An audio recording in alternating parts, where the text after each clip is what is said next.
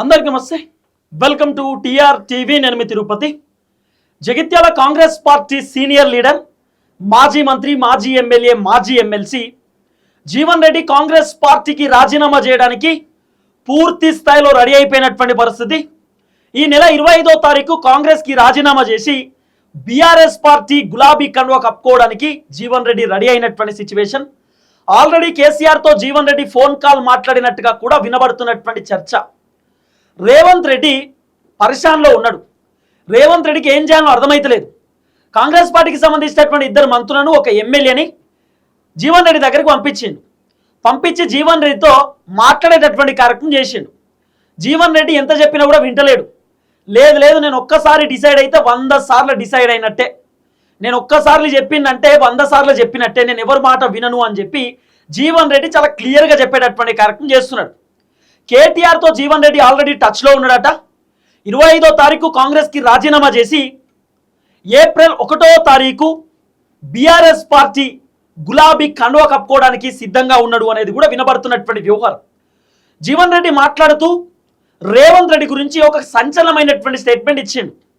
కొంతమంది రిపోర్టర్లు జీవన్ రెడ్డిని అడిగిర్రు, మీరు రాజీనామా అంటా ఉన్నారు, మీకు అన్యాయం జరగడానికి కారణం, మీకు పదవి రాకపోవడానికి కారణం రేవంత్ రెడ్డి అయి ఉండొచ్చా అని చెప్పి ఒక రిపోర్టర్ అడిగితే జీవన్ రెడ్డి ఓపెన్గా చెప్పిండు, నాకు అన్యాయం జరగడానికి ఒక కారణం రేవంత్ రెడ్డి వల్లనే నాకు పదవి రాలేదు, రేవంత్ రెడ్డి వల్లనే సంజయ్ కుమార్ బీఆర్ఎస్ పార్టీ నుండి కాంగ్రెస్లోకి వచ్చిండు, రేవంత్ రెడ్డి వల్లనే జగిత్యాల కాంగ్రెస్ ఆగమైతుంది, రేవంత్ రెడ్డి వల్లనే నాకు అన్యాయం జరిగింది, రేవంత్ రెడ్డి వల్లనే నేను రాజీనామా చేస్తున్నా అంటూ కూడా జీవన్ రెడ్డి ఓపెన్గా స్టేట్మెంట్ ఇచ్చే కార్యక్రమం చేసిండు.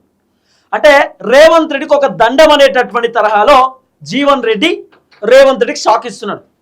జీవన్ రెడ్డి మాట్లాడుతున్నటువంటి మాటలు ఇప్పుడు సోషల్ మీడియాలో విపరీతంగా వైరల్ అవుతున్నటువంటి పరిస్థితి. జీవన్ రెడ్డి ఏం మాట్లాడిండో ఒక్కసారి ఈ వీడియో చూసేటటువంటి కార్యక్రమం చేయండి. తర్వాత జీవన్ రెడ్డికి సంబంధించినటువంటి ఒక లేఖ కూడా ఉంది.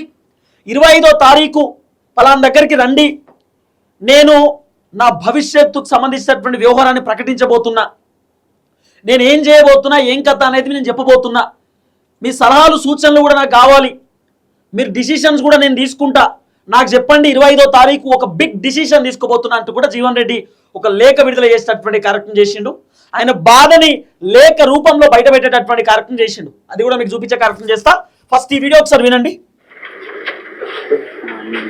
మీకు న్యాయం జరగకపోవడానికి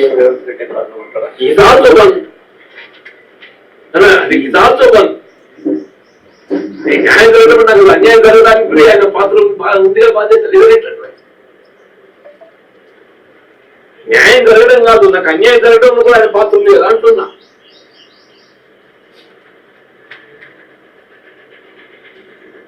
లేదంటా రైట్, విన్నారు కదా.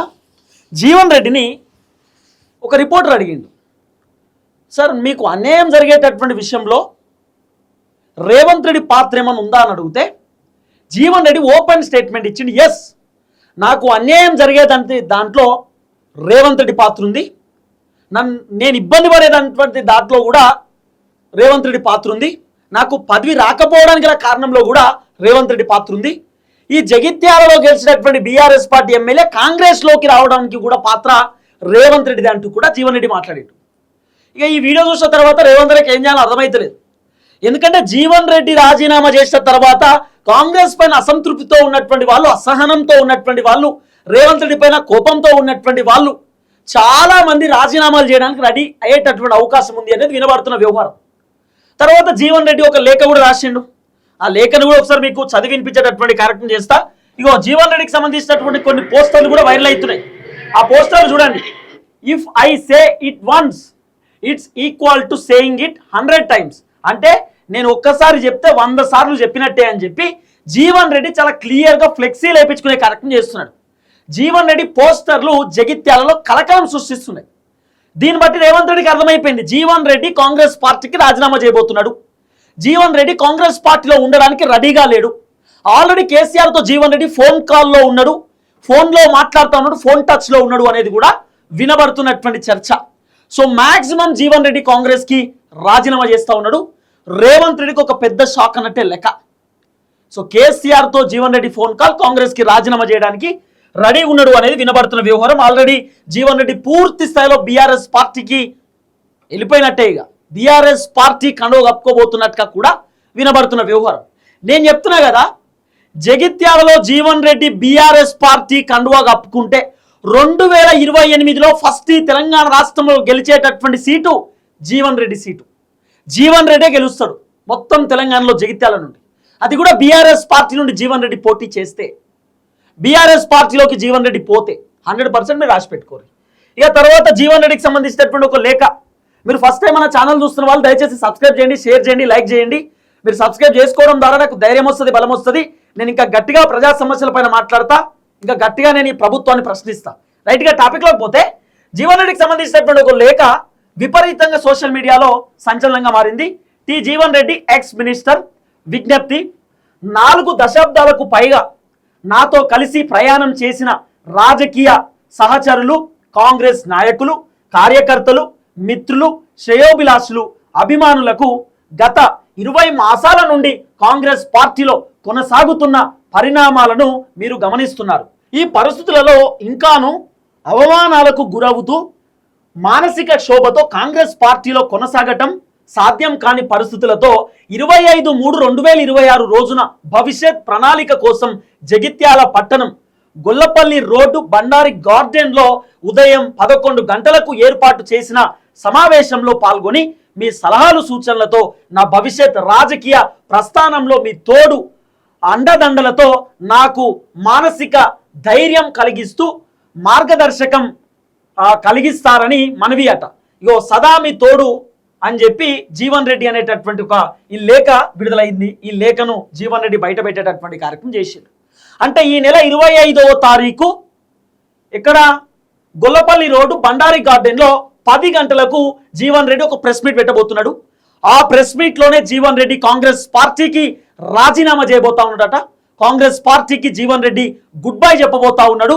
సో ఆ ఏదైతే మీటింగ్ ఉందో ఆ మీటింగ్కి దయచేసి అందరూ రావాల్సింది అని చెప్పి జీవన్ రెడ్డి విజ్ఞప్తి చేసేటటువంటి కార్యక్రమం చేసిండు. జీవన్ రెడ్డి కార్యకర్తలను, లీడర్లను అందరినీ కూడా పిలిచేటటువంటి కార్యక్రమం చేసిండు. ఇప్పుడు ఈ లేఖ సోషల్ మీడియాలో తెగ వైరల్ అవుతున్నటువంటి పరిస్థితి. ఆయన చాలా క్లియర్గా ఓపెన్గా చెప్పిండు, ఇంత అవమానిస్తున్నటువంటి కాంగ్రెస్ పార్టీలో నేను ఉండలేను, ఇంత ఇబ్బంది పెడుతున్నటువంటి కాంగ్రెస్ పార్టీలో నేను కొనసాగలేను. బీఆర్ఎస్ పార్టీలో గెలిచినటువంటి సంజయ్ కుమార్ని కాంగ్రెస్ పార్టీలో తీసుకొచ్చి కావాలనే నన్ను ఇబ్బంది పెట్టిర్రు. ఆల్రెడీ ఇక్కడ నుండి నేను కాంగ్రెస్ పార్టీ సీనియర్ లీడర్ని ఉండంగా మళ్ళీ ఈ పార్టీ మారినటువంటి జంపింగ్ జపాంగ్ బ్యాచ్ని ఎట్లా పట్టుకొస్తారు, ఏ విధంగా పట్టుకొస్తారు? మళ్ళీ ఆయన బీఆర్ఎస్లోనే ఉన్నా అని చెప్పుకుంటున్నాడు, కాంగ్రెస్లో పెత్తనం చేస్తున్నాడు. మరి అట్లీస్ట్ రేవంత్ రెడ్డి లేదు ఆయన బీఆర్ఎస్లోనే ఉన్నాడని చెప్పాలి కదా. పోనీ కాంగ్రెస్ పార్టీ లీడర్లు సంజయ్ కుమార్ బీఆర్ఎస్లోనే ఉన్నాడు అని చెప్పాలి కదా.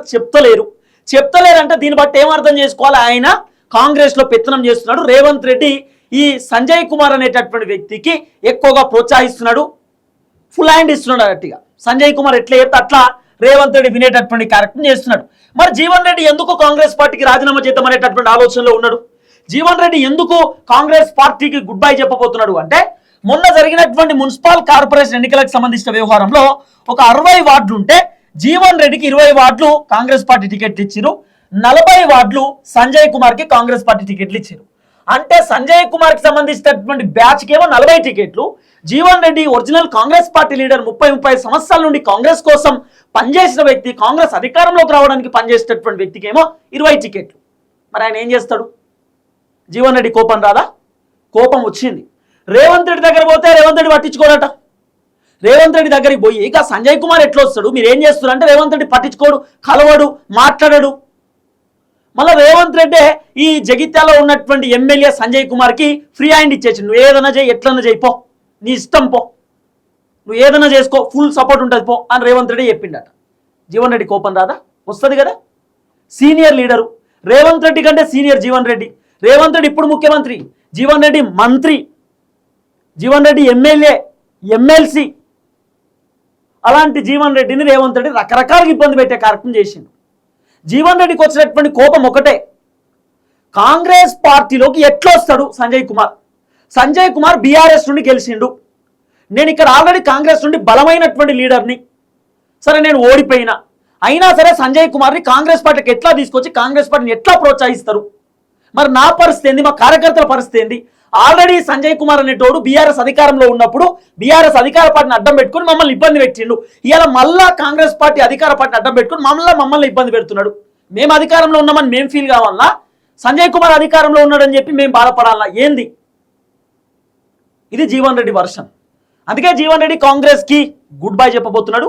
ఈ నెల 25వ తారీఖు జీవన్ రెడ్డి కాంగ్రెస్ కి మొత్తానికి రామ్ రామ్ చెప్పబోతున్నాడు. కాంగ్రెస్ కి గుడ్ బై.